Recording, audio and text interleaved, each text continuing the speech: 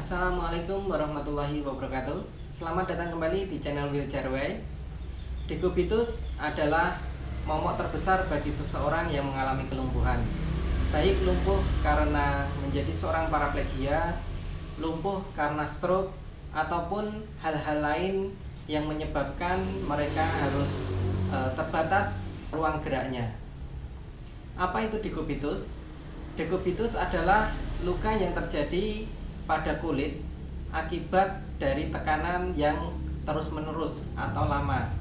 Jadi ketika kulit kita mendapatkan tekanan dalam jangka waktu lama pada satu titik, itu akan menyebabkan kulit kita itu akan terluka, dan luka tekan itu disebut decubitus. Terkadang decubitus ini sering disepelekan oleh banyak orang ya, baik orang yang lumpuh itu sendiri maupun keluarga dari teman-teman yang mengalami kelumpuhan. Padahal decubitus sendiri itu bisa berakibat fatal, dan bahkan banyak dari orang yang mengalami decubitus itu lukanya menjadi bau. Nah, bagaimana cara menghindari decubitus? Saksikan videonya sampai selesai ya. Saya sendiri pernah mengalami decubitus di bagian tumit kaki. Jadi pada waktu masih di rumah sakit dan keluarga juga saya belum teredukasi masalah decubitus ini, maka ketika di rumah sakit saya sering masih berbaring dalam jangka waktu cukup lama, karena selama 18 hari di rumah sakit itu sangat jarang untuk miring ataupun beraktivitas lainnya. Jadi benar-benar bed rest, dan itu lukanya hanya terlihat seperti memar biasa ya. Sampai suatu saat sampai pulang ke rumah, terus kemudian ternyata perawatnya mengatakan bahwa oh ini terkena decubitus. Maka yang harus dilakukan adalah mengganjal bagian bawah kaki saya sehingga tumit itu nanti akan menggantung biar tidak tertekan oleh kasur. Nah, pada suatu hari yang dikiranya cuma memar biasa, itu sampai luka itu tersenggol oleh sesuatu ya. Nah, ternyata di dalamnya itu sudah bernanah. Nah, makanya itu beberapa hari belakangan memang sering tiba-tiba demam, tiba-tiba menggigil. Ternyata karena infeksi pada decubitus tersebut. Nah, makanya saya minta teman-teman untuk memberi perhatian lebih ketika teman-teman mengalami decubitus. Jadi decubitus itu bisa menjadi fatal jika tidak ditangani dengan benar. Lalu bagaimana untuk menghindari decubitus? Decubitus adalah luka yang terjadi karena penekanan pada kulit yang terlalu lama. Sehingga tentu saja untuk menghindarinya kita harus menghilangkan atau mengurangi tekanan tersebut. Kalau untuk menghilangkan mungkin susah ya, karena kita yang bisanya hanya duduk ataupun masih hanya bisa berbaring, tentu saja untuk menghilangkan tekanan itu tidak mungkin. Nggak mungkin kita melayang gitu ya. Jadi pasti kita tetap duduk ataupun tetap berbaring. Nah, bagaimana untuk mengurangi tekanan? Jadi ketika kita misalkan dalam posisi duduk seperti ini, jika orang normal itu pasti mereka kalau sudah lama itu pasti akan gelisah ya, karena mereka merasakan pantatnya sudah mulai panas, nggak nyaman gitu, pasti mereka akan menggeser posisi duduk mereka. Nah, kita karena kita tidak merasakan bagian bawah badan kita, maka yang harus kita lakukan juga sama seperti orang-orang normal lainnya, yaitu mengubah posisi duduk dan sesekali mengangkat pantat kita. Jadi walaupun kita duduk di kursi roda dan kita tidak merasakannya, itu kita sesekali harus merubah posisi duduk kita, misalkan miring kiri atau kadang maju gitu ya. Terus kemudian bisa lagi atau sebaliknya, miring kanan kemudian bersandar. Nah, seperti itu yang harus kita lakukan untuk menghindari decubitus. Terus bagaimana jika di tempat tidur gitu ya? Di tempat tidur sendiri sebenarnya ada kasur yang khusus untuk anti decubitus gitu ya, kasur decubitus. Nah, seperti ini contoh kasurnya. Kasur tersebut itu memakai angin dan anginnya itu bergantian. Jadi pemompaan angin itu bisa berganti-ganti tempatnya. Beberapa menit sekali dia memompa di bagian mana. Jadi bagian tersebut lebih tinggi. Jadi ketika mengenai badan kita, itu yang terkena tidak semuanya, tetapi bagian yang terpompa lebih banyak. Kemudian beberapa menit kembali dia akan memompa di bagian lain gitu ya. Jadi tekanan pada badan kita itu akan berubah-ubah. Nah, itu akan menjadikan tekanan yang ada di badan kita itu tidak terlalu lama.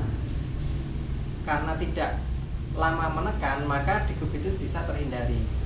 Tetapi tentu saja harganya lumayan ya teman-teman ya.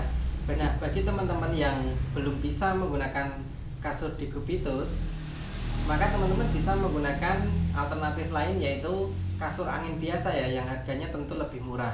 Atau seperti saya menggunakan spring bed biasa, tetapi cara melapisinya berbeda gitu ya. Bagi orang yang mengalami paraplegia kemudian kelumpuhan, pasti mereka akan kencing di tempat gitu ya, atau ngompol. Maka yang harus diperhatikan adalah agar kelembapan badan kita tetap terjaga. Lalu bagaimana mengatur tempat tidur agar badan kita tetap kering, tidak terkena kencing gitu ya. Yang pertama, jadi ini saya praktekkan selama 2 tahun lebih ya, 2 tahun ini, dan itu saya tidak mengalami dikubitus lagi. Jadi kalau kita menggunakan spring bed tanpa dilapisi, cuma dilapisi spray biasa, itu tentu saja ketika kita nanti akan mengompol, terus kemudian mungkin air kencing kita akan tumpah, itu malah menjadikan spring bed kita akan lembab dan bau gitu ya. Harus menjemur setiap hari. Tentu teman-teman tidak akan mudah melakukan hal itu. Yang pertama yaitu melapisi kasur dengan spray anti air. Jadi seperti ini ya. Ini adalah spray anti air yang apabila terkena air itu akan seperti efek air di atas daun talas itu ya. Jadi dia benar-benar menggenang, tidak akan tembus gitu. Tetapi kalau hanya menggunakan spray anti air ini, tentu akan malah menjadi lembab, terus kemudian air kencing atau air ompol kita itu akan mengenai badan kita gitu ya. Maka yang kedua, saya melapisinya dengan spray kain biasa, spray yang dapat menyerap air kencing. Jadi ketika air kencing kita atau keringat kita terkena spray, itu yang perlu kita lakukan hanya mengganti spray atas ini aja gitu ya. Spray bawah cukup dilap ataupun sesekali juga diganti. Terus kemudian karena spray ini atau kasur ini digunakan rame-rame ya untuk anak dan istri, maka saya juga menggunakan perlak. Tetapi jenis perlaknya adalah perlak kain seperti ini. Jadi yang atasnya kain lembut, terus kemudian baru yang bawahnya anti air gitu ya. Anti air ini pun jika digunakan terlalu lama, misalkan air di atas ini terlalu lama, ini lama-lama juga akan rembes. Nah, ini berguna untuk ketika misalkan kita kencing atau ngompol tidak sengaja tumpah itu hanya tumpah di perlak kita. Kita tidak perlu mengganti spraynya, hanya perlu mengganti perlak ini saja, gitu ya. Jadi jangan menggunakan perlak yang benar-benar anti air lagi, seperti contohnya perlak seperti ini. Ini perlak yang benar-benar anti air ya teman-teman. Jadi kalau kita kalau paling atas menggunakan ini, itu malah akan panas di kulit kita dan menyebabkan cepat iritasi. Tentu saja ketika kulit kita terkena tekanan, terus kemudian ada air, terutama air kencing, itu akan menyebabkan cepat banget iritasi. Kemudian iritasi itu akan menjadi sebuah luka dan nantinya akan menjadi dikubitus. Seperti itu saya mengatur tempat tidur saya ya.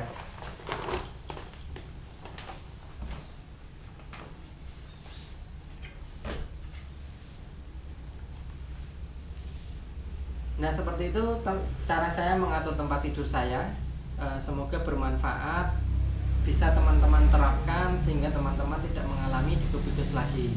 Terus kemudian yang kedua, cara agar air kencing kita tidak tumpah, yaitu adalah ketika saya tidur itu memakai pispot atau bisa juga memakai kateter eksternal.